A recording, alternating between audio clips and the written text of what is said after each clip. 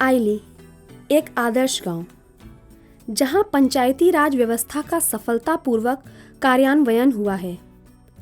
यह तभी संभव हुआ जब गांव के लोगों ने लोक चेतना समिति के कार्यकर्ताओं के दिशा निर्देशन में गांधी जी के स्वराज और स्वावलंबन के दर्शन को लागू करने के लिए कड़ी मेहनत की।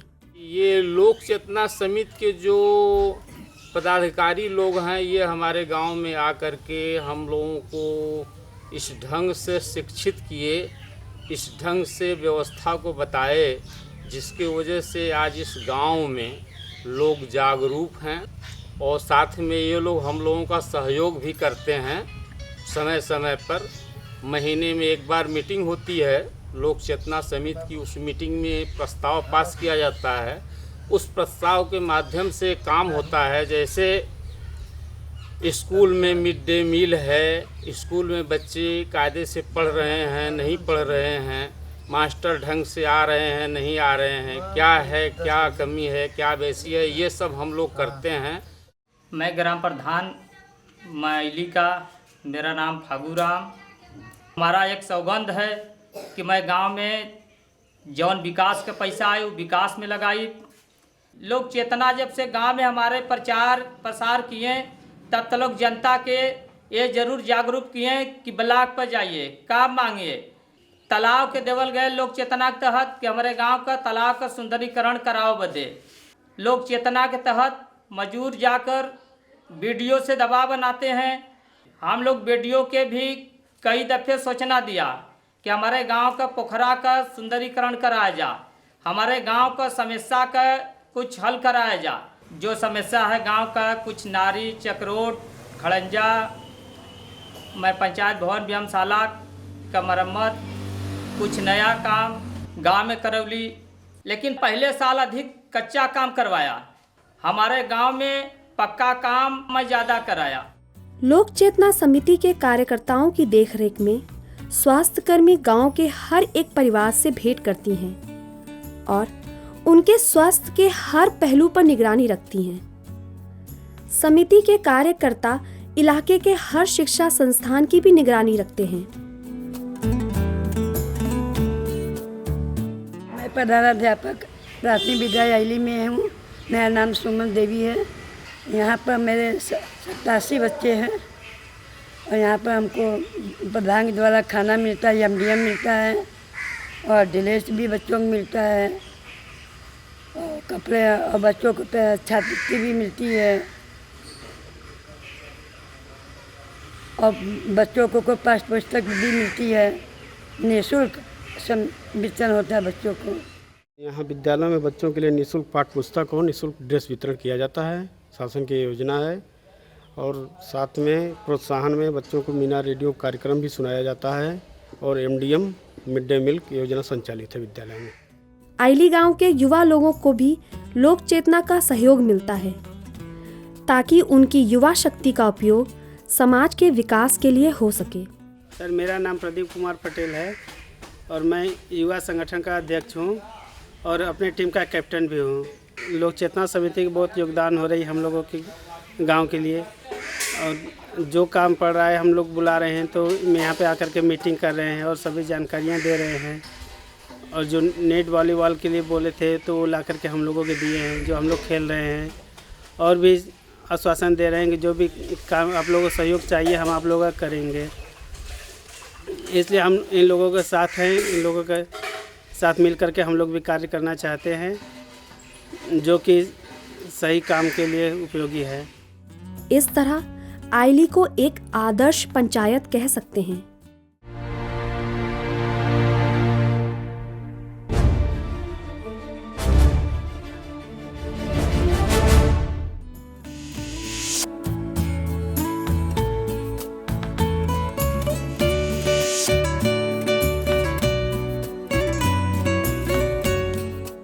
आइली एकमात्र गांव नहीं जहां लोक चेतना समिति ने समुदाय निर्माण का कार्य किया है। समिति वाराणसी जिले के 200 से अधिक गांव में काम कर रही है, जो वाराणसी जिले के चिरई गांव, चोलापुर और काशी विद्यापीठ विकास खंडों में फैले हुए हैं। समिति के कार्यों का केंद्र बिंदु समाज के सबसे कमजोर वर्ग के लोग और उनका उत्थान है।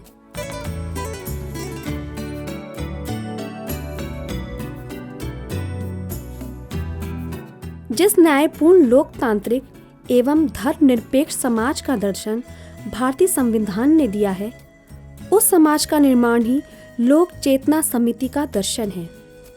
लोक चेतना समिति सह अस्तित्व, सहयोग और सहभागिता से संपन्न भारतीय समाज का सपना देखती है। एक ऐसा समाज जहां विविध सामाजिक पृष्ठभूमि के लोगों को और संपूर्ण मानव जाति को एक पराशक्ति के अधीन एकत्रित किया जा सके। समाज के गरीब और हाशिए पे रहने वाले लोगों को जहां समता, न्याय और सम्मान मिले, ऐसे एक सामाजिक परिवर्तन हेतु प्रभावशाली योगदान देने वाले जन आंदोलन के माध्यम से समुदाय निर्माण ही लोक चेतना समिति का लक्ष्य है।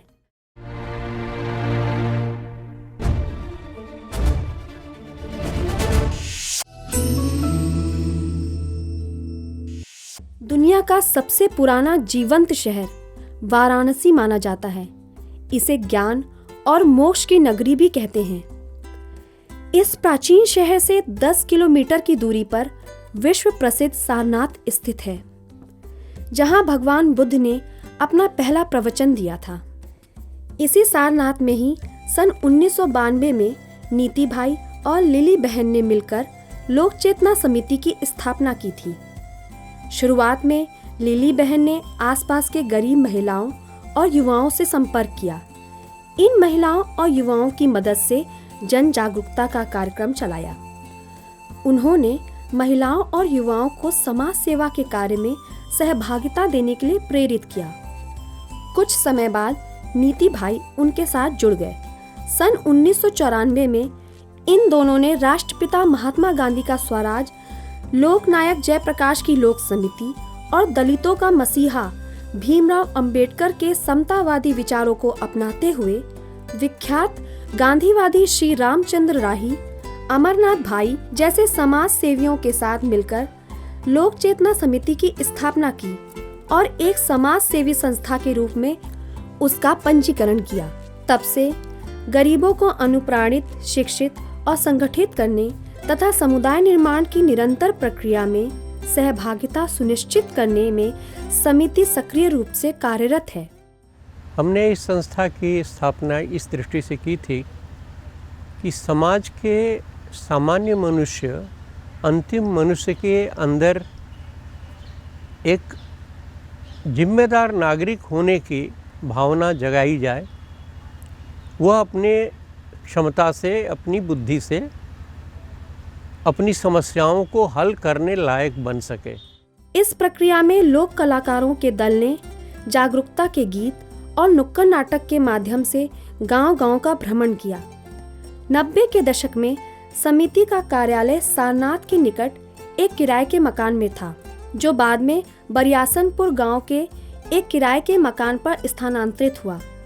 सन 2000 में बरियासनपुर में ही जमीन ली गई। नीति भाई ने कुछ स्थानीय लोगों के साथ मिलकर उस जमीन को उपजाऊ बनाया, खेती की और एक भव्य भवन खड़ा किया।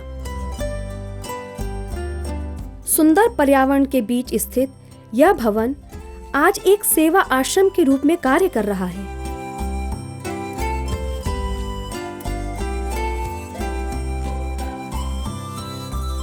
वर्तमान में लोक चेतना समिति के 35 सक्रिय समाज सेवी कार्यकर्ता सामाजिक परिवर्तन एवं समुदाय निर्माण के लिए बड़ी निष्ठा से कार्य कर रहे हैं। मैं शपथ लेता हूँ कि मैं स्वयं स्वच्छता के प्रति सजग रहूँगा।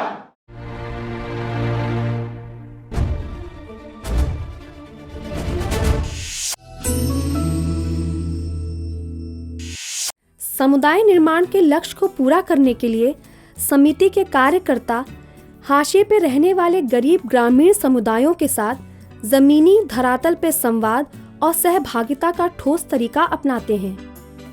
सुनियोजित तरीके से सबसे गरीब वर्ग को केंद्र में रखकर वे ग्रामीण समुदायों के लोगों से सीधे संपर्क करते हैं। गांव के अगुवाओं और स्वयं सेवकों के साथ मिलकर वास्तविक स्थिति का एक त्वरित सर्वेक्षण करते हुए वे उनकी मूल समस्याओं को एकत्रित करते हैं और एक सामूहिक प्रयास द्वारा समाधान के लिए वे कार्य करते हैं। सामान्य जनता, विशेषकर महिलाओं, बच्चों, मजदूरों, दलितों और अल्पसंख्यक वर्ग के लोगों के अधिकारों का हनन करने वाले मुद्दों पर ही समिति के कार्य केंद्रित हैं।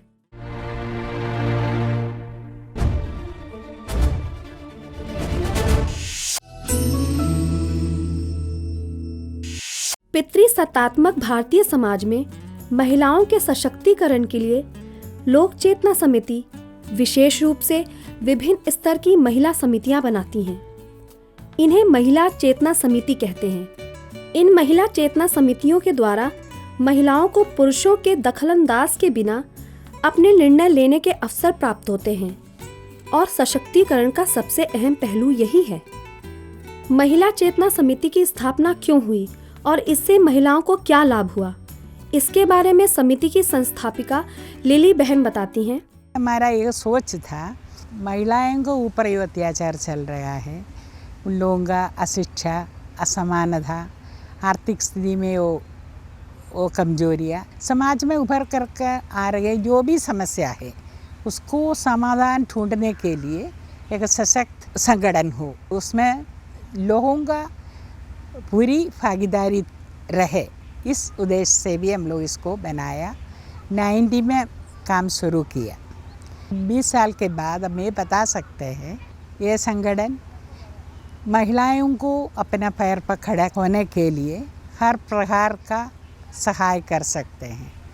इसलिए आज हमको खुशी इस चीज़ का है, कुछ महिला साथी लोग ऐसा उभर कर आई है, कोई भी प्रकार का अत्याचार चल रहे हैं उसके लिए एक सोच बना सकते हैं। उन लोगों का साथ बैठ कर के उन लोगों के लिए कुछ उपाय और उसको निभाने के लिए भी कुछ काम कर सकते हैं। पिछले 1.5 दशक से महिला चेतना समिति को सुचारू रूप से चलाने में रंजू सिंह की बड़ी भूमिका रही है। समाज विकास एवं महिला सशक्तिकरण की दिशा में इन समितियों के योगदान के बारे में वे बताती हैं। महिलाओं की जो स्थिति है हमारे समाज में बहुत अच्छी नहीं है। लोग कहते हैं शिक्षा से महिलाओं की स्थिति में बदलाव आया है, लेकिन जो सामाजिक ढांचा बना है उसे तोड़ने का काम अभी महिलाएं नहीं कर पा रही हैं। उन्हें लगता है कि पढ़ाई लिखाई के साथ काम करना अच्छी बात है, लेकिन जो व्यवस्था है महिलाओं के लिए जो बनी है वो ठीक है, उसमें ही रहना चाहती हैं। तो उससे हम लोग उनको निकालने की कोशिश कर रहे हैं। और तरीका जो हमारा है, हम महिलाओं के साथ संगठन बना के काम करते हैं, क्योंकि हमें लगता है कि अकेले कोई महिला संघर्ष करने के लिए खड़ी होती है तो शायद कुछ देर में हताश हो जाती है, लेकिन उसके साथ एक संगठन होता है तो अच्छे से वो आगे संघर्ष कर सकती है, जिससे महिलाओं को समाज में बराबरी मिले। आज वाराणसी और जौनपुर के 75 पंचायतों में 75 ग्रामीण महिला समितियां सक्रिय रूप से कार्य कर रही हैं। ग्राम पंचायत के लिए चुनी गई महिला नेत्रियों को प्रशिक्षण देने का कार्य महिला चेतना समिति करती है, जिससे उनकी क्षमता का विकास हो और वे समुदाय निर्माण और ग्राम विकास में अधिकतम योगदान दे सकें। घरेलू हिंसा, सामाजिक हिंसा और नारी अत्याचार के विभिन्न घटनाओं का सामना करने हेतु महिला चेतना समिति अपने सभी गांवों में महिला संगठनों को मजबूत करती आ रही है। पुरुष प्रधान भारतीय समाज की नारी विरोधी मानसिकता में परिवर्तन लाना ही महिला चेतना समिति की सबसे बड़ी चिंता और चुनौती है। नजरे उठा के देखो आज की हकीकत, नजरे उठा के देखो आज की हकीकत, मांगे से मिले नया अधिकार, सजग होई जाओ बहना, मांगे से मिले नया अधिकार, सजग होई जाओ बहना। देखा आज तक जौन है एमन तू लोगन का दोष नहीं है, जवन शुरू से भइल है वही के लोगन देखले हो, लेकिन अब संगठन से जब जुड़ल हो तो तुम लोग के पास बहुत बड़ी ताकत है ना। अब बहुत हो गल सहे का, खत्म हो गल समय, अब आंदोलन खड़ा होके अपने अधिकार के मांगे का समय आ गया। इस लक्ष्य को हासिल करने के लिए समिति नारी अत्याचार के खिलाफ विभिन्न प्रकार की संगोष्ठियां, प्रशिक्षण शिविर और संगठन के कार्यक्रमों का अवलोकन करती हैं और महिला चेतना समिति की कुल 2625 सदस्य अपने अधिकारों को हासिल करने के लिए संघर्ष करती हैं। उत्तर भारत के सामंतवादी पुरुष प्रधान समाज में महिलाओं के खिलाफ हो रहे हर अत्याचार और उत्पीड़न के खिलाफ वे अपनी आवाज बुलंद करती हैं।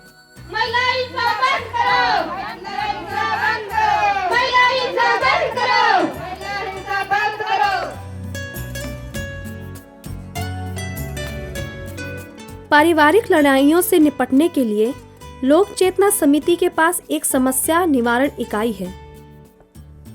लोक चेतना समिति लोगों को यह प्रेरणा देती है कि वे कचहरी के बाहर मुकदमे को समाप्त कर शांति के साथ जीवन निर्वाह करें।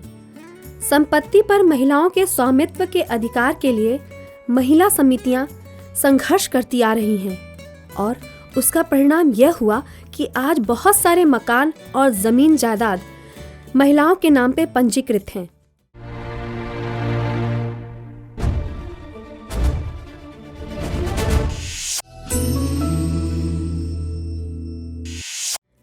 कम उम्र में ही लड़कियों को अपनी क्षमता और व्यक्तित्व को विकसित करने की प्रेरणा महिला समिति देती है ताकि वे पुरुषों के हर जुल्म का सामना कर सके। किशोर अवस्था की लड़कियों के लिए उनका अपना संगठन है जिसका नाम है किशोरी संघ।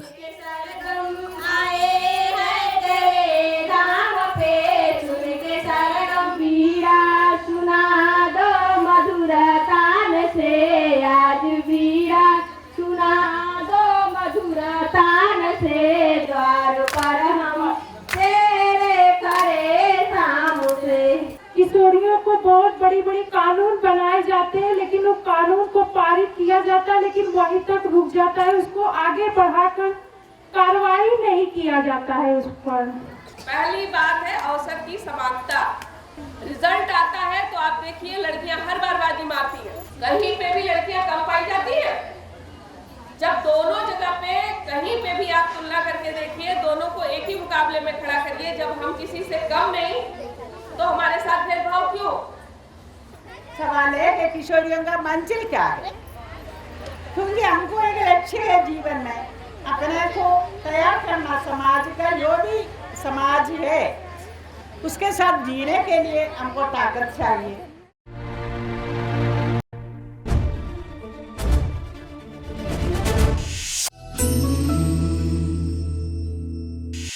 उत्तर प्रदेश के इस पूर्वांचल क्षेत्र में अपनी जरूरतों को पूरा करने के लिए महाजनों से कर्ज लेने की परंपरा रही है। ये महाजन भारी सूद लगाकर लोगों पे अत्याचार करते थे। पीड़ित महिलाएं इन महाजनों के अन्यायपूर्ण दबाव और शोषण से छुटकारे की खोज में थीं। यही मौका था जब महिला चेतना समिति उनके बीच स्वयं सहायता समूह की सोच लेकर आई। महिलाओं के आर्थिक एम्पावरमेंट पे हम विशेष ध्यान देते हैं, क्योंकि हम लोग को लगता है कि जब तक वो आत्मनिर्भर नहीं होंगी पैसे से, तब तक उनके विचार में और उनके घर में और उनके समाज में उनको बराबरी का इज्जत मिलने वाला नहीं है। इसलिए हम लोग महिलाओं के साथ स्वयं सहायता समूह बना करके उनका काम कर रहे हैं और छोटा छोटा वो रोज़गार भी कर रही हैं। महिलाओं ने अपना एक फेडरेशन संघ भी बनाया है जिससे पैसा लेकर के आसानी से वो काम कर सकती हैं। हमारे गांव में जहां हम लोग काम करते हैं वहां की स्थिति है कि ज़्यादातर महिलाएं बहुत सारी माइक्रो फाइनेंस कंपनियों से पैसा लेकर के उनका कर्ज बराबर भर रही हैं और कोई उद्धार नहीं हो रहा है। तो उनको हम लोग पूरी तरीके से कोशिश कर रहे हैं कि उससे वो निकलें और स्वयं का एक ऐसा बैंक तैयार कर सकें जिससे अपनी सारी आवश्यकताएं वो पूरी कर सकें। तो बहुत सारे गाँव में हमारी महिलाओं ने इसका शुरुआत किया है और उसका रिजल्ट भी बहुत अच्छा निकला है। हमार गंगा समूह बहुत अच्छे ढंग से चलत है। वो मन भी हमने के फायदा है, कोनो एक काम का हमने के नहीं रुकता नहीं खाता, हमने के काम चलता रहा था। मेरा नाम दुर्गा है, हमारे समूह का नाम उजाला है। हम लोग हर माला की 9 तारीख के बैठक करके अपना पैसा जो हो कि जमा कर लेते हैं। माला सब कोई पैसा दे जुटा करके नहीं, कोई भी छोटा मोटा हम लोग का कोई गाड़ी फंसता है तो हम लोग अपने समूह से नहीं समस्या को दूर कर लेते हैं। इस गांव में 8 समूह चलता है और सभी महिलाएं इस समूह का भरपूर तरह से लाभ उठा रही हैं।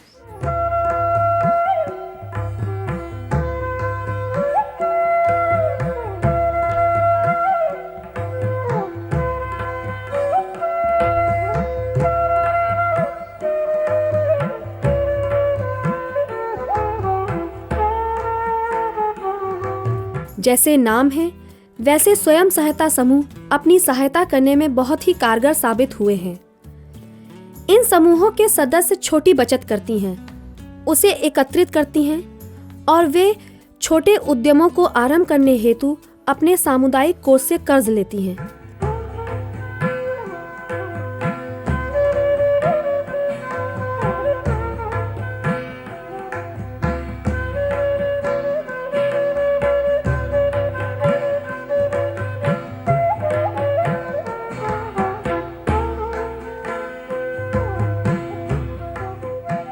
स्वयं सहायता समूहों की मदद से 400 से अधिक महिलाएं आय उत्पादन के विभिन्न उद्यम चला रही हैं, जैसे पशुपालन, छोटी दुकानें, सब्जी और फूलों की खेती। स्वयं सहायता समूहों को सांगठनिक और आर्थिक रूप से अधिक प्रभावशाली बनाने के उद्देश्य से एक संघ का गठन हुआ है जो सही दिशा में कार्य कर रहा है। स्वयं सहायता समूहों की बैठकों का नतीजा यह है कि महिलाएं अपनी और अपने समुदायों की सामाजिक समस्याओं के प्रति जागरूक हैं। फलस्वरूप वे भ्रष्टाचार के मुद्दों, महिलाओं और बच्चों के प्रति हो रहे अत्याचार, पारिवारिक झगड़े, हर तरह के भेदभाव और अन्याय के विरुद्ध संघर्ष करती हैं। इस तरह ये समूह मानवीय मूल्यों पर आधारित बेहतर समाज के निर्माण में अपना योगदान देते हैं।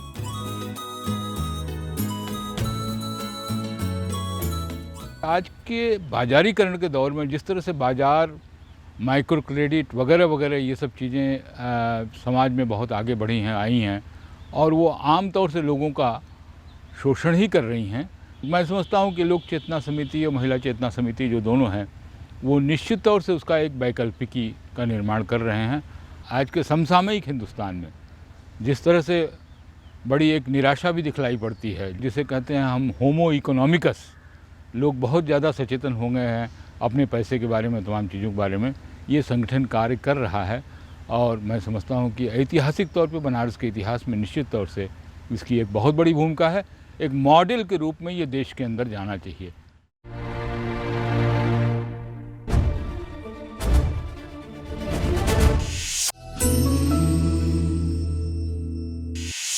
भारत की संसद ने सन 2006 में महात्मा गांधी राष्ट्रीय ग्रामीण रोजगार गारंटी अधिनियम बनाया, जो गरीबों के लिए, विशेषकर अकुशल मजदूरों के लिए बड़ा वरदान साबित हुआ, क्योंकि उन्हें उससे 100 दिन की मजदूरी का आश्वासन मिलता था। लेकिन सरकारी अधिकारियों की उदासीनता और घूसखोरी की मानसिकता के चलते बहुत से मजदूर इस सुविधा से वंचित रह जाते थे। लोक चेतना समिति इस बात से अवगत है कि कानून द्वारा निर्धारित उनके विधिक अधिकारों के बारे में मजदूरों के बीच एक व्यापक जन जागरूकता और सामूहिक हस्तक्षेप के द्वारा ही इस विकराल समस्या का समाधान संभव है। इसलिए लोक चेतना समिति ने एक त्रिस्तरीय मनरेगा मजदूर संघ का गठन किया। इसका बुनियादी संगठन विभिन्न गांवों में है और इन ग्रामीण संगठनों के आधार पर विकास खंड और जिला स्तर पे भी गठन हुआ है। लगभग 9000 के ऊपर इसके मेंबर हैं पूरे ज़िले में मनरेगा मजदूर यूनियन के। पहला काम यह है कि प्रत्येक महीना मीटिंगें होती हैं, जो गांव के संगठन की मीटिंग होती है, और एक मीटिंग हमारा खंड स्तरीय नरेगा मजदूर यूनियन का जो एक बैठक होती है, उसमें गांव की समस्याओं को हम लोग कलेक्ट करते हैं संगठन के साथ ही, और उसके बाद उसको ब्लॉक स्तर पर रखते हैं। तो और जो ब्लॉक स्तर का हर महीने मीटिंग, गांव स्तर का हर महीने मीटिंग, और ज़िला स्तर पर साल में 4 बैठकें होती हैं जो 3-3 महीने पर मतलब लोग करते हैं। तो अभी हम लोग करीब करीब 2 लाख के आसपास सदस्यता रसीद कटवाए हैं। आर्थिक स्तर पर संगठन थोड़ा तो सशक्त हुआ है कि कम से कम अपना मतलब सदस्य बन करके कुछ पैसा इकट्ठा कर रहा है और अपने काम को आगे बढ़ा रहा है। मजदूर कम से कम अधिनियम के बारे में जान गए, कैसे काम मिलेगा उसके बारे में जान गए, आवेदन की प्रक्रिया क्या है, मास्टर रोल में उनकी भूमिका क्या है, कितना खुदाई करना है, क्या करना है, इतनी जानकारी मजदूरों को आ गई। इस मजदूर संगठन के माध्यम से मनरेगा के अधिकारों को हासिल करने के लिए एक व्यापक जन आंदोलन खड़ा हुआ है।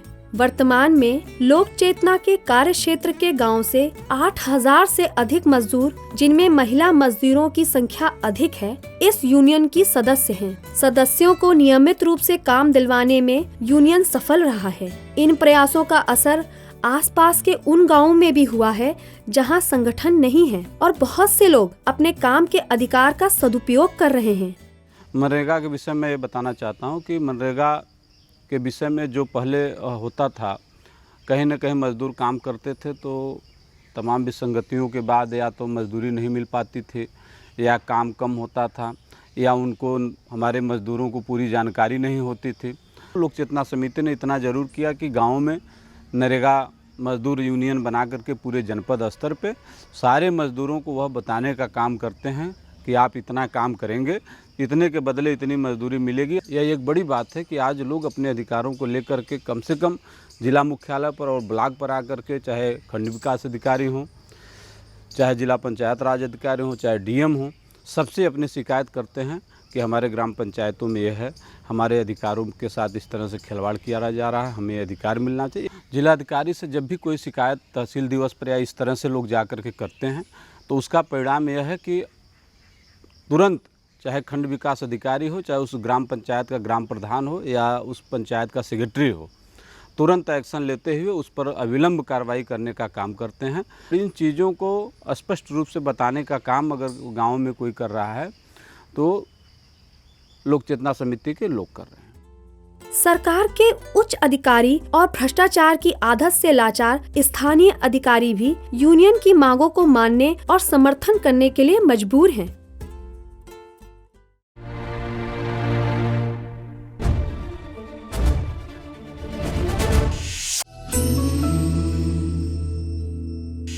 समाज के अंतिम पंक्ति में रहने वाले समुदायों के बच्चे सरकार द्वारा स्थापित शिक्षा व्यवस्था का समुचित लाभ उठावे और अपना सर्वांगीण विकास करें, यही लोक चेतना समिति का मुख्य लक्ष्य रहा है। पिछले 3 वर्षों में समिति ने 16 बालवाड़ियां चलवाईं। सन 2009 में लागू हुए शिक्षा का अधिकार कानून के तहत 14 साल तक के सभी बच्चों को मुफ्त और अनिवार्य शिक्षा का प्रावधान है। यह कानून सही रूप से लागू हो, इसके लिए लोक समिति गांव-गांव में विद्यालय प्रबंधन समिति का गठन करती है और यह समितियां सही ढंग से कार्य करें, इसके लिए वह निरंतर प्रयास करती है। वितरण करने हेतु यह निर्णय लिया गया कि एक तिथि, एक समय निर्धारित करके छात्रों के अभिभावकों एवं स्थानीय प्रतिनिधियों को सूचना दे दी जाए ताकि इनकी उपस्थिति में वितरण प्रारंभ हो सके।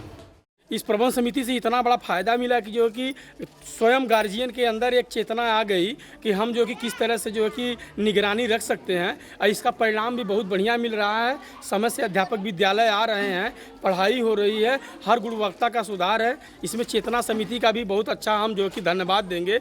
बहुत बढ़िया सहयोग मिला कि शुरुआत में जो है बैठक को जो कि सफल बनाने में इन लोगों की भी भूमिका अच्छी रही कि शुरू में लोग जो है कि अभिभावक लोग जो कि इस मीटिंग में आने से परहेज कर रहे थे और रुचि नहीं ले रहे थे, लेकिन चेतना समिति के लोगों ने जो कि गांव के लोगों को जगाया जो है, और आज जो है कि हमारी मीटिंग बहुत बढ़िया सफल होती है। जो है लोक चेतना समिति हमारे विद्यालय में विगत कई वर्षों से हमारे प्रबंध समिति के सदस्यों से व्यक्तिगत रूप से संपर्क करके और विद्यालय में हमारे साथ बैठक करके वो हमारी जो समस्याएं विद्यालयों के जो बच्चे विद्यालय नहीं आ रहे हैं, माँ बाप उनको विद्यालय किसी अन्य कार्य में लगा दे रहे हैं, तो उनको प्रेरित करने का काम करते हैं ये लोग हमारे साथ। यह विगत 3 वर्षों से समिति द्वारा प्रयास से ही विद्यालय में आज बच्चों की संख्या अच्छी खासी हो गई है। चिड़ैगांव ब्लॉक में लोक चेतना समिति का कार्य अत्यंत सराहनीय रहा है। समय समय पर इनसे मुझे दिशा निर्देश में मिलता रहता है और बच्चों को प्रोत्साहित करने के लिए समय समय पर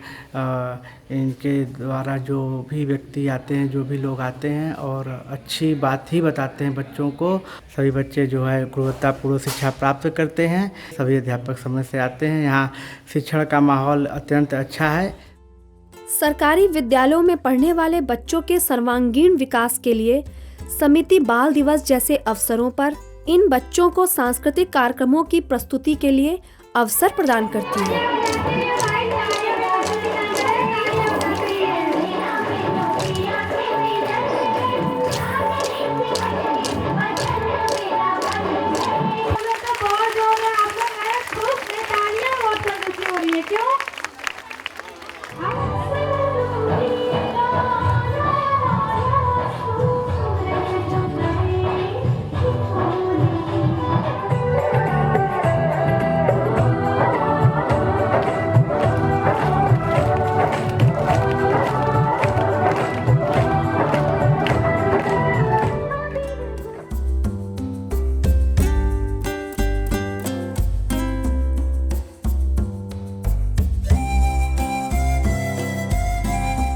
मुसहर अर्थात मूस को हरने वाले लोग मुख्य धारा से कटे हुए लोगों का एक समूह है। मुसहर के बच्चों में स्कूल जाने की परंपरा नहीं थी।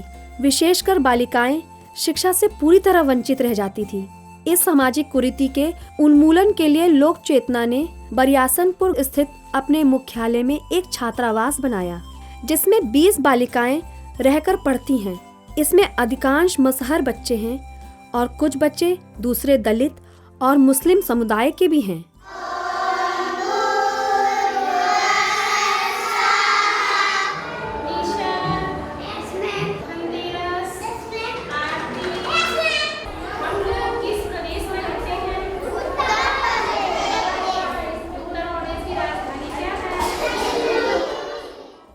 सावित्री टीचर इन बालिकाओं के सर्वांगीण विकास के लिए निरंतर प्रयास करती रहती हैं।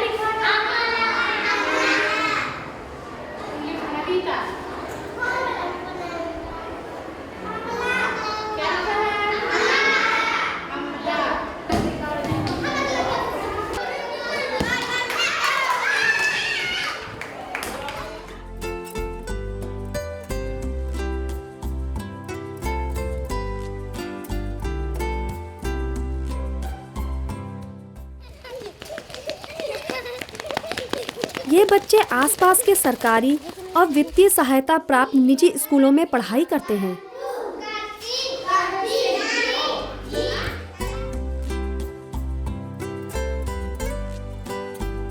तो पाए जाएंगे छाया इतना लेता है और इतने घने वन है कि उसकी जो किरण है वो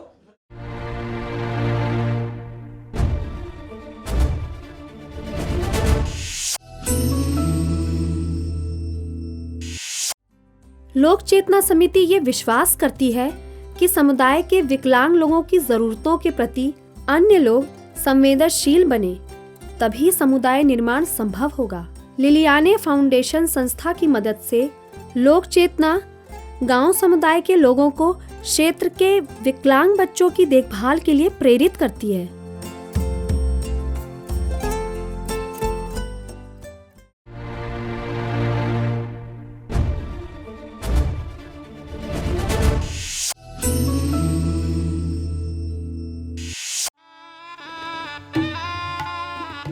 शादी का भारी भरकम खर्च उठाने में गरीबों को बड़ी परेशानी होती है।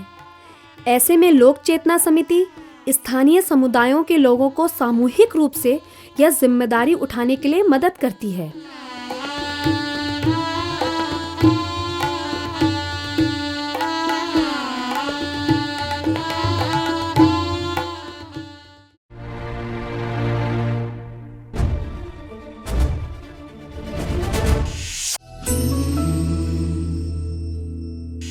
लोक चेतना समिति अपने दर्शन और कार्यशैली में अन्य स्वयंसेवी संस्थाओं से बिल्कुल भिन्न है।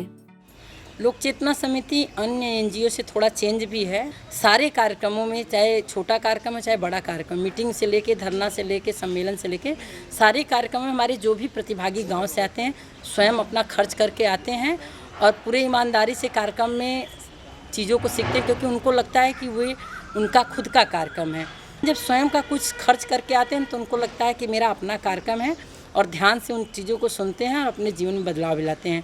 उसी का नतीजा है कि आज हमारा जो संगठन है, चाहे मनरेगा का है, चाहे महिला चेतना समिति का है, चाहे किशोरियों का संगठन है, गांव में एक्टिव होकर के कार्य कर रही है।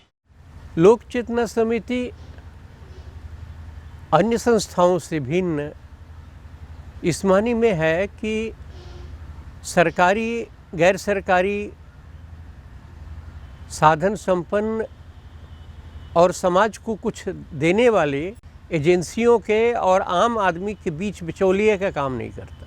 हमारा देश लोकतांत्रिक है, सरकार की जिम्मेदारी है कि लोगों के वेलफेयर का काम करे, लेकिन वेलफेयर का काम तभी अधिक सही तरीके से हो सकता है जब लोग सजग रहें, संगठित रहें और सरकार की योजनाएं क्या हैं उसको ठीक से समझें, अपनी भूमिका उसमें तय करें और सामूहिक रूप से संगठित होकर अपनी सुदृढ़ भूमिका निभाएं। आदर्श ग्राम पंचायती समुदायों की स्थापना करके फलस्वरूप समूचे देश में हजारों आदर्श समुदायों का एक आदर्श राष्ट्र के सपने को साकार करने के लिए गरीबों के पक्ष में स्थानीय लोग का नेतृत्व और सहभागिता द्वारा एक सामाजिक और आत्मक परिवर्तन के लिए लोक चेतना समिति कार्य करती है। यह दान दया के समाज सेवा से परे अधिकार एवं कर्तव्य पर आधारित कार्यशैली है। गांव में जितनी भी स्कीम चलाई जा रही हैं वो सही दिशा में चले और सही लोगों को मिले, इसके लिए भी हम लोग काम कर रहे हैं। अगर मान लीजिए कहीं लगता है कि कुछ गड़बड़ी हो रही है, जितना पैसा आ रहा है उतना आम जनता को नहीं मिल रहा है और काम भी सही तरीके से नहीं हो रहा है, उसमें कुछ गुणवत्ता में कमी है, तो वहाँ RTI का भी प्रयोग हम लोग करते हैं। अपने संगठन के लोगों को सिखाते हैं कि कैसे RTI लगा करके सारी जानकारी वो ले सकते हैं और उसमें सुधार कर सकते हैं। तो बहुत सारी गांव की महिलाएं इस पे भी काम कर रही हैं। जैसे अभी एक हमारा गांव है रमगढ़वा, वहाँ की महिलाओं ने, वहाँ पे आवास आया हुआ था, पता चला कि ऐसे लोगों को आवास आ गया जिनके पास ऑलरेडी पहले से घर थे और ऊपर से जवाब आया कि जो पात्र हैं उन्हीं को मिला है। तो ये सारी महिलाएँ ब्लॉक पर और तहसील दिवस पर जाकर के RTI लगाएं, जिसके तहत सही जानकारी मिला और उन लोगों को जो आवास मिलने वाला था गलत व्यक्तियों को उसको रोका गया है। तो RTI से भी हमको फ़ायदा मिल रहा है। लोक चेतना समिति जैसे संगठनों को थोड़ी दूसरी नज़र से देखा जाना चाहिए। एक दृष्टि से निस्वार्थ एक एजेंडा पर काम करने वाले संगठन हैं। संस्था में एक ख़ास किस्म की वैज्ञानिकता भी है। ये है कि ये बहुत सारा सबक लेते हैं गांव की ज़िंदगी में काम करने के बाद और उसके अनुसार नई योजनाएं बनाते हैं, नए तरीके से हस्तक्षेप करते हैं गांव की ज़िंदगी में। लोक चेतना समिति राष्ट्रीय स्तर पर सर्वोदय समाज, सर्व सेवा संघ, लोक समिति, जन आंदोलनों का राष्ट्रीय समन्वय या NAPM और स्थानीय स्तर पर साझा संस्कृति मंच आदि संगठनों के साथ मिलकर जन आंदोलनों के माध्यम से सामाजिक व्यवस्था परिवर्तन के लिए कार्य कर रही है।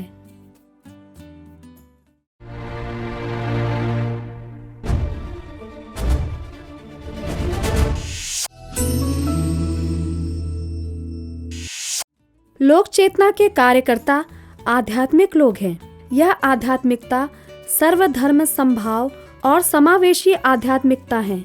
लोक चेतना के संस्थापक नीति भाई इस आध्यात्मिकता की प्रेरणा के बारे में कहते हैं।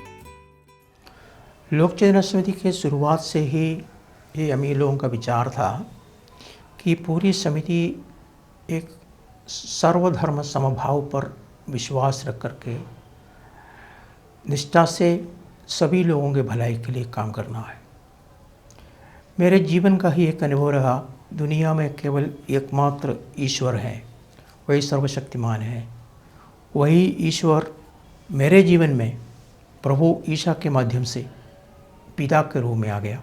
ये विचार मैंने अपने साथी लोगों को भी दे दिया ईश्वर हम सभी लोगों का दयालु पिता है, तो दुनिया भर के सभी लोग आपस में भाई बहन हैं। इसी विचार को लेकर के हिंदू समाज के लोग और मुस्लिम समाज के लोग और हम 3-4 ईसाई समाज के लोग एक साथ आए और लोक चेतना समिति की स्थापना किया।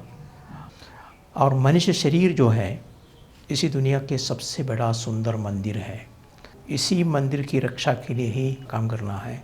अलग अलग धर्म के और अलग अलग कास्ट के ही लोग एक साथ काम करते हैं। हम उनसे हमेशा ये बोलते हैं कि हमारे गांवों में भी अलग अलग जाति के और अलग अलग धर्म के लोग रहते हैं, और आप लोग अलग अलग धर्म के और जाति के लोग होने पर भी और आप प्रेम से और एक भाईचारे में और आप अपना जीवन खुद जी करके दर्शा सकते हैं, वही सबसे बड़ा संदेश होगा हमारे गाँवों में।